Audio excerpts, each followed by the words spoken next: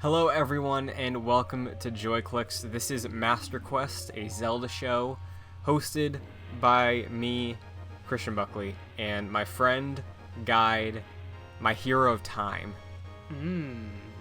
one very special Canadian boy, DJ Gillard.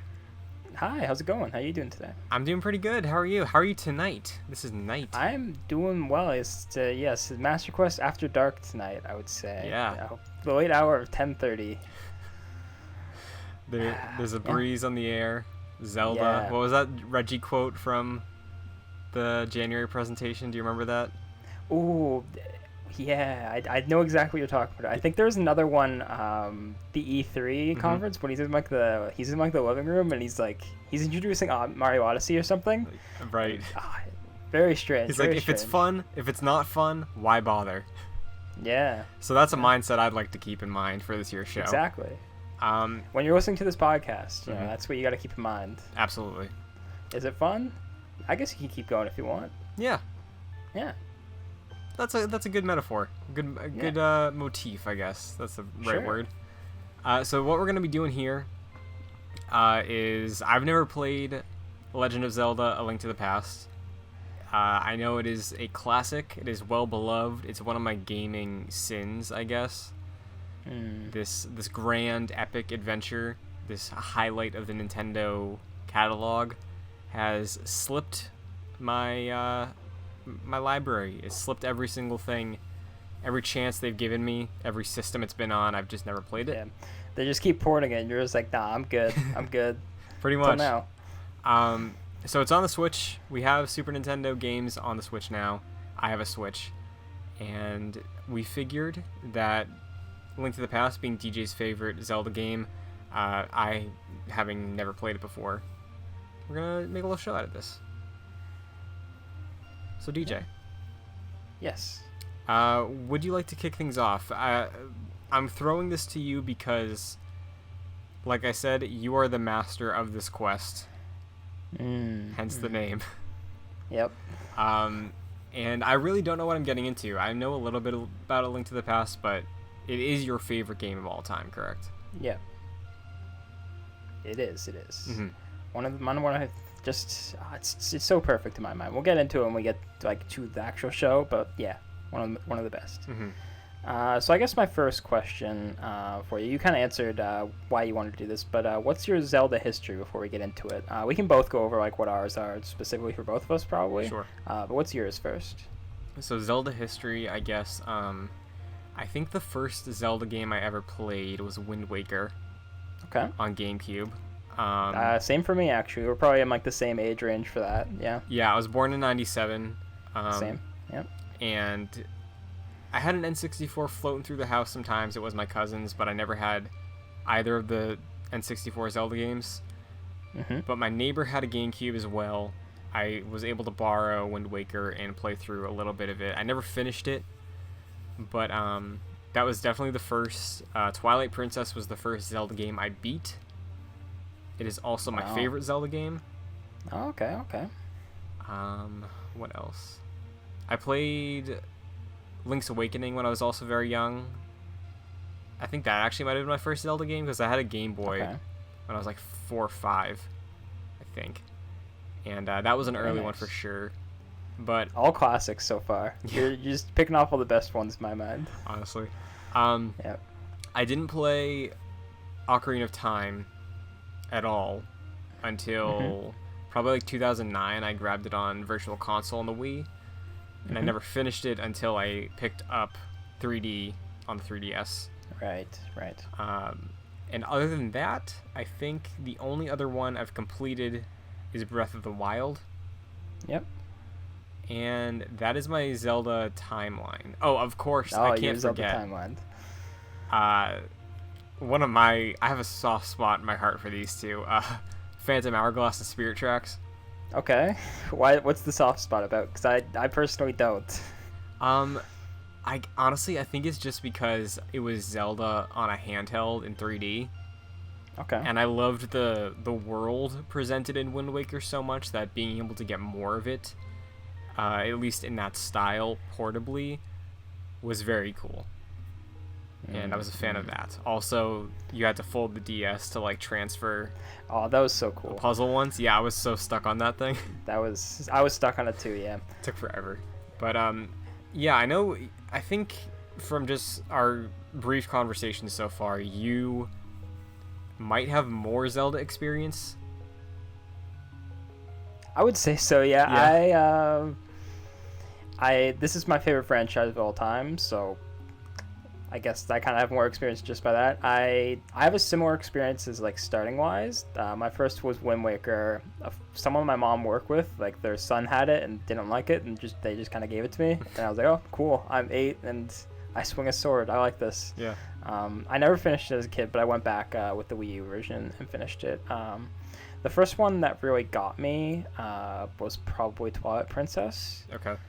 In my memory, I dabbled with like some of the other ones. Like I did a Phantom Hourglass before that, I think. I never tried like the N64 ones before that though. But Twilight Princess was the one that really sucked me in when I was probably like 12, 13, somewhere in there probably. It was definitely like the Hot Topic age, you know? Yeah, like, yeah. I was big fan of definitely Green like, Day, I definitely was the Paramore. kid that grew up with Wind Waker and was like, no more of that cartoon stuff. I gotta get the real deal. Twilight Princess. This is really dark and gritty. I was can be that a wolf. kid. Yeah. And then as you grow up, you're like, oh, I actually kind of love both these games. Like they're all I love both these art styles. Like I don't even hate Twilight Princesses. So after I fell in so in love with Twilight Princess, I just went through like the whole series, through ports, Virtual Console, all that stuff throughout the years. The only one I have not finished is Spirit Tracks, because I just every now and then I'll be in EB Games, which is our Canadian equivalent of GameStop, and I'll see it there for used, and it would still be like $30, and I'm like, I'm not whipping out my 3DS. I haven't touched that in a few years. Yeah. I'm not doing it for this game because I'm not a big Phantom Hourglass guy either. So it's never. That's the only one I've missed. But I'll say this. Yeah. From memory, I think I liked Spirit Tracks more than Phantom Hourglass. Okay. I've heard that a lot. That's what makes me kind of always tempted. Just like, I didn't like Phantom Hourglass. Maybe I'll like Spirit Tracks. I'm not sure. Yeah, it was pretty cool. Yeah. They did some neat things with that thing. That's kind of my sentiment looking back to A Link to the Past, if I'm being honest. Yeah? Because, like, obviously it's been on the top of so many lists throughout the ages, you know? Yeah. Best games of all time. Yeah, so, like, do you think it being your favorite, do you think it honestly holds up? I think there are aspects of it that like don't hold up, and there's even things that specifically in Link's Awakening, which is another one of my favorites, I think that game does better than this one. There are other things I think it does worse, but like regardless, it is my favorite. Okay. And that's more personal than me saying it's the best game ever. Like nothing can top it. Like we've moved, like games are iterative. Like there are better games than Link to the Past, sure. But I think I do think it largely will hold up. The core gameplay loop is still, I think, fantastic. So yeah, I think you will find it very enjoyable regardless of time. I don't think there's very few times where much like other old games you'll play and like it'll feel like wonky or there'll be like weird difficulty spikes. I think this is one of those ones that just like much like a lot of the stuff on the Super Nintendo, it just doesn't have that stuff. And it feels like it could have came out today as like a retro throwback indie game. Anyways, so I think it holds up pretty well personally. Okay, because I think the oldest one I've completed is Link's Awakening, and Link's Awakening is my favorite 2D, and depending on the day, it's like my favorite Zelda. Very nice. One of my favorites as well. Can I get a quick top 5? Top 5? Sure. Off the cuff? Okay. I'm gonna... Okay, 5 to 1? Yep. Okay, 5 to 1. Number 5, I will say Wind Waker. Okay. 4th, I'll say Ocarina of Time. 3rd, Breath of the Wild. 2nd, Link's Awakening, and then 1st is Twilight Princess. Okay. Okay. I respect that. It's a Okay. good list. What about you? Me. I'm gonna go 5-1, but I'm gonna have a tie at number 5. Okay. So I can sneak 2 more in there. I'm gonna have Wind Waker and Twilight Princess tied for number 5. Solid. I think. Number 4, Link's Awakening. 3, Breath of the Wild. 2, Ocarina. Number 1, Link to the Past. This one. Okay, very interesting. List. Yeah. What do you generally prefer with these games? The 2D style or the 3D style? I feel like that'll be important coming up. Sure. While you're playing a 2D one. Well, based off my top 5, I've mostly played 3D Zeldas. Yeah, like most people. That's fair. Yeah. I appreciate the 2D ones because I think they can be more creative with their limitations, you know? Mm-hmm. Because with the 3D ones, it's like there's so many different paths they can take, as we've seen throughout the entire franchise. Like, each one has its own gimmick. But with the 2D ones, like, from what I know of A Link to the Past and what I've played with Link's Awakening and seen in other future 2D games, there's a strong theme, I guess, that ties them all together as far as what you're doing and what can be done. Link's Awakening, I really like that they choose to really go in on story and characters more than most of the other ones I've played. For sure. So I'm curious to see how A Link to the Past exists in that way, sort of setting the tone for its immediate follow-up with Link's Awakening and then the rest of the series. But I'm not expecting anything crazy like groundbreaking or subversive, because it is the first one that's kind of have this like Zelda format, you know? Yeah, it's kind of the one that set the stage, really. Mm-hmm. Yeah. This one definitely, like it does not take as many risks. It doesn't. Well, it takes risk in the sense like it was the first one to have this formula, so like that in and of itself is kind of insane. But like looking back, you can't appreciate that the same way. Mm-hmm. The later Zelda games, especially on handhelds, get like really wacky and really creative, and that's the best part about those games. Yeah. And this one definitely won't have that, but I think it will still have a core gameplay loop that you'll really love. It's funny also that we're talking about this format and like the lineage of it, because I do know a little bit about A Link to the Past. Yeah. And it's funny that the top 2 for your ranking are A Link to the Past and Ocarina, because in my mind, Ocarina is like 3D Link to the Past. I don't know how accurate that is. Yeah, they're very similar. Yeah, for sure. So, yeah, I know. I don't know. I feel like a lot of the sentiment I've seen about the series online, when people are debating the best one, like pre-Breath of the Wild, it was either Ocarina or Link to the Past. So, yeah, I'm as someone who really does like Ocarina of Time, and clearly you do too, I'm wondering how different this is going to be outside of the 2D versus 3D elements of it. Yeah.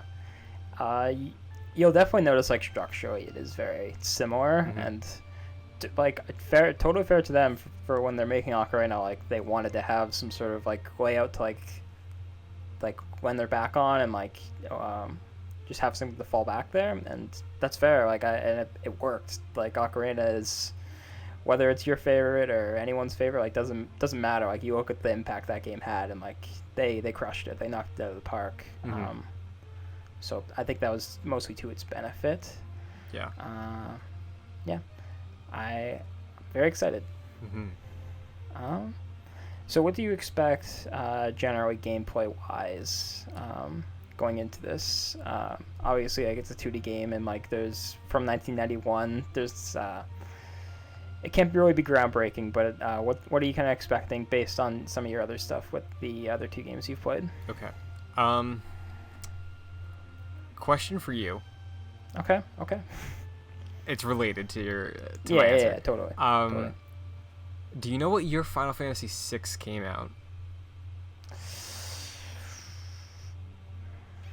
I don't. Okay. I feel like that's a 90. Is that like Mid 94? 90s. It wasn't early because it was the last Super Nintendo Final Fantasy, so it had to Okay. be like 95 or something. Okay. So, Link to the Past, I'm not expecting it to be as open as a Final Fantasy VI, but it's weird too because I've always considered Zelda to be open world-ish.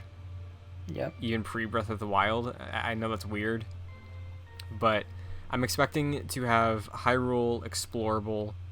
I'm expecting the order of dungeons to be pretty linear. I don't think I can pick necessarily the order I want to tackle the world in. You mentioned to me when we were talking about like planning the show, and I had no idea that this was a thing. Side quests. Yes. This game. They're not as expansive as like it's not Witcher 3. Like it's Oh. not. They're not gonna go that direction. Sure, yeah. It's mostly like general Zelda stuff with like a do trading this quest. and you get a heart piece or there was no trading quest, but like stuff like that. Okay. They are more expansive than you would think actually. Like they're never like our overarching stories that like connect. There's no quest log. Like there's nothing like that. But a lot of the stuff they have you do is actually like a full on like thing that it's not like you go to a house and there's a mini game like a lot of other Zelda games. It's like, oh, you have to take this guy to this place, you gotta do this specific thing here to in the like the light and dark world, and like play with those kind of things. Okay. So there's a lot of interesting things that they're doing there that I think it leads into what they do with eventually with the trading quest in Link's Awakening. That's kind of a controversial thing. But I think it was definitely a lot of the stuff they were doing is a precursor to that kind of stuff. Okay. One question I just thought of, why did it slip my mind just now? Oh, have you played A Link Between Worlds? That was my question. I have not. Okay. But I'm aware that that is a sort of sequel to this game. Yeah. Very cool. Would you say that that's a sequel in the way that like Majora is? No, because it's not the same Link. Okay. Do we want to dive into my dumb amount of knowledge in the lore right now? Because like I can give you something. If you want to. Okay, so technically in the lore, in the first Hyrule Historia they put out, they confirmed the long-running fan theory that the Link in Link's Awakening, or I think it might actually be in the instruction manual, the Link in Link's Awakening is the same Link as this game. He just like went off on a quest and crashed his boat and then had a dream. Mm-hmm. Like it is the same Link technically. I think I knew that. Yeah. And is it also Oracle? Yes. So in Oracle, in the original Hyrule Historia, they said it was, and everyone was like, "No, it's not. That doesn't make any sense." If you connect the two games at the end, and you rescue Zelda finally. I think you have to do that. You have to connect the games. I don't think you can do that in just one. But when you do that, it says like, if like she talks to you as if she's never met you, which doesn't make sense because like you meet Zelda and the Link to the Past. Sorry. So that didn't make sense. And a lot of people were just like, "This. Why would you connect these games? Like, it doesn't make sense." And then the Legend of Zelda Encyclopedia they put out last year. They put that out last year. They confirmed that no, they are not the same Link. So and then A Link Between Worlds takes place after Oracle.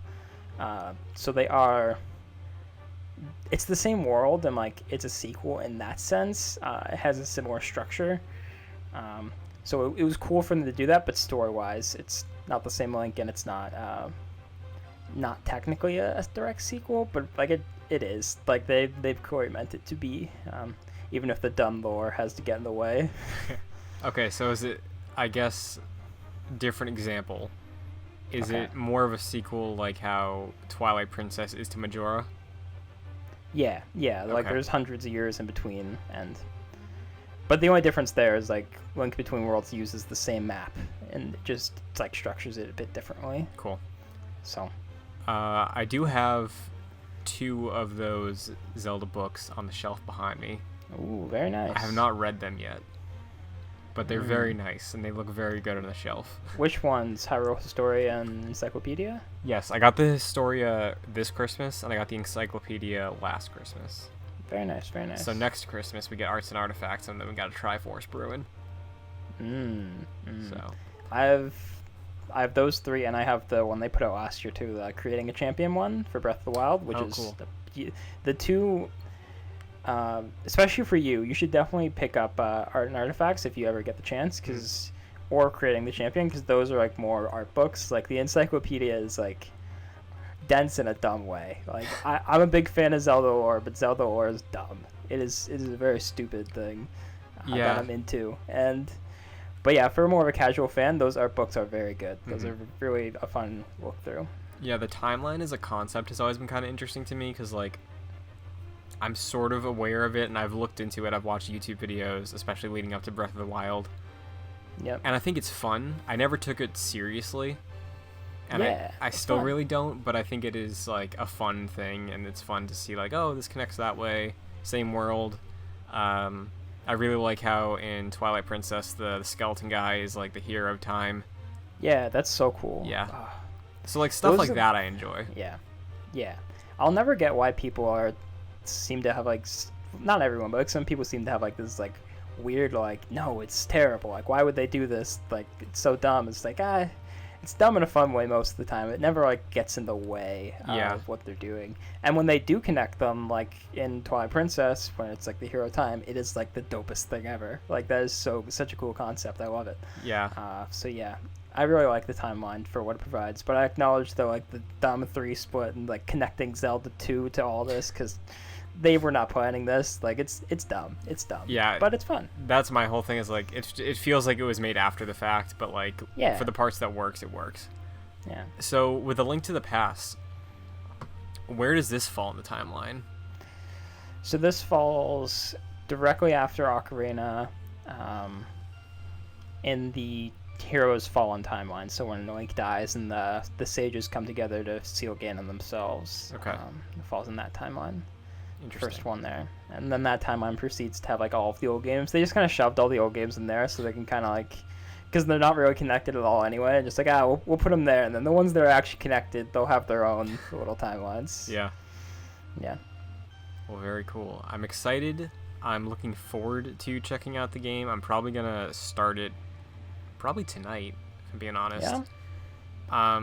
So format wise, I know you have sort of orchestrated the roadmap for the show. Yep. So do you want to like run through briefly what to expect for each episode we do of this, and like if people are also wanting to watch along or play along, like what our sort of guide is looking like at the moment? I got it up here now. So for the first episode, I just want you to do Hyrule Castle, the sequence that happens there. And once you get, I would say stop once you get sent to the first dungeon of the game, the Eastern Palace. Okay. I would say that's probably the best stopping point. I wanted, like, there won't be a lot of gameplay there. I'm thinking it's probably going to take like a half hour to an hour, but I wanted to do that for the first episode, just so we're like, because there's gonna be a lot to take in, lots to talk about, just from like your initial here's the game before you really we get really into it. And then as we go, because there's, depending on what you count as a dungeon, there's a lot of dungeons in this game. There's a couple that are like some people don't count, some people do. So I've been combining a couple for the most part, and I think this will probably be a 9 to 10 episode run, and the episodes will, for the most part, contain 2 dungeons. I'm thinking. Most of them. There will be a couple that I think will just have 1 dungeon, depending on where we are in the story too. Just so some of them are longer. Some of them, other things are happening in between the dungeons. Also, like I want you to like explore, and, like just see where you end up in between dungeons, because the game's surprisingly open world. Not in the way you expect. It's not as linear as the newer Zelda games. It's still rooted in the first game, so you will want to be exploring and finding new stuff and doing the side missions and things like that. So okay. Yeah. And as far as the video version of the show, there is going to be B-roll, because I'm going to record my entire playthrough and then splice in relevant footage. Right now I'm probably just throwing trailers or something of the stuff we're talking about that's relevant. Yeah. But yeah, I'm excited to experience this game. I'm excited to see how it holds up, because I know there are people that swear by it. There's people that think it's overrated or doesn't hold up as well. But yeah, I'm excited to get going. Yeah, I'm excited too. Excited to replay. Yeah, so you will be playing alongside as well. Yep, for sure. For references. For sure. I need to refresh myself anyways before we dig in.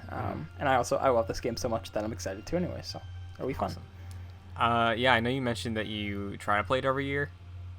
Yeah, I finished it 1 year on Christmas Eve, and I specifically remember beating the boss and my dad like yelling at me from upstairs. It's like, we gotta go to church the Christmas Eve service at church. Like, come on, let's go. Yeah. And I was just like so enwrapped in like finishing the game. So then ever since then I've made it the mark to like try to play it every December. But I have missed the past two. This year because I was busy. Last year because I didn't want to whip out the Wii U. No thanks. Yeah. I'm sticking with it. So I'm excited to finally replay after the longest hiatus of my life, actually. Damn. This will be fun. Yeah, I'm curious if your opinions are going to change at all. I was thinking about that too, because I was like, I don't know if I could handle not liking this game anymore. That would be heartbreaking. Put on a fake smile, Jimmy Kimmel. Yeah. No, not Jimmy. Jimmy Fallon laughing. Yeah, like, oh, exactly. It's great. Ha ha ha. Yeah. But yeah, do we have any closing thoughts to end this prequel episode 0 on before we plug ourselves and head out of here? I think I'm good. I don't know about you. All right. I think that's everything. I think we covered the goal of the show. If you do want to play along and you are watching this or listening to it, there's a YouTube version on youtube.com/joyclicks where you can see both of our faces and gameplay, where you can comment along, see how dumb I am, see how I enjoy this masterpiece. Maybe I hate it. We'll see. Yeah. That would be a shame. Yeah. I'm going with an open mind. I like some old games, you know. Yeah. I don't shun off all old games. Sure. Started Symphony of the Night recently. Love that. Ooh, that's another one of my favorites. Interesting. I have to talk to you about that once we're done. Yeah. But is there anything you'll like to plug, DJ? Your Twitter, other projects? The only other podcast I have, the only other creative thing I'm doing out there is Cantina Conversations, a Star Wars podcast. We just finished wrapping up the entire saga, and we're doing some conversational stuff for now until we dig into our next bigger project. So check that out, Cantina Conversations, any podcast service, and also my Twitter at DJ_Gillard. You can follow me there for all of my going-ons. Shout out. We also have a Star Wars show. So for the people watching this channel that might not know Cantina Conversations, what is your top 2 Star Wars movies? My top 2 is Return of the Jedi, and just to make everyone mad, The Last Jedi. Yeah, it is. Yeah. Man of taste. Exactly. But yeah, I love Cantina, so definitely check that out if you've not listened to it before. If you want to follow me on Twitter, you can follow me on Twitter and Instagram at Chris N. Buckley. Patreon.com/joyclicks is where you can go for early access to shows like this one. We're going to get into a swing of recording on this, and then depending on how early I get it edited, that's how early you'll get it. Yeah. But you get early access to any show for just $1, as well as some exclusive content. Like recently, I sat down with my friend to watch A New Hope. She's never seen a Star Wars movie. She did not like it, so that was entertaining. That's fine. But yeah, fun stuff like that. Keeping this going. Check that out. But if you don't, rating us on podcast services, subscribing to YouTube, will do just fine, and appreciate all of it. But with that being said, do we have an intro or an outro in mind? I don't have any ideas. Is there a fun Zelda saying that you can think Zelda? of? There's so many, but I can't actually think. This game doesn't have a lot of like those kind of like, it's dangerous to go and take the. I can't think of any like weird quotes that people will use all the time in this game. So I know, I don't want to steal it, but I know Easy Allies, one of them is a huge Zelda fan, and his outro for the Nintendo show is "May the way of the hero lead to the Triforce." And I think that is from this game. It is. So until we think of a better one. Yeah, we'll steal that one until then. You want to close us out, Mr. Master? Yeah, sure. May the way of the hero lead to the Triforce. See ya.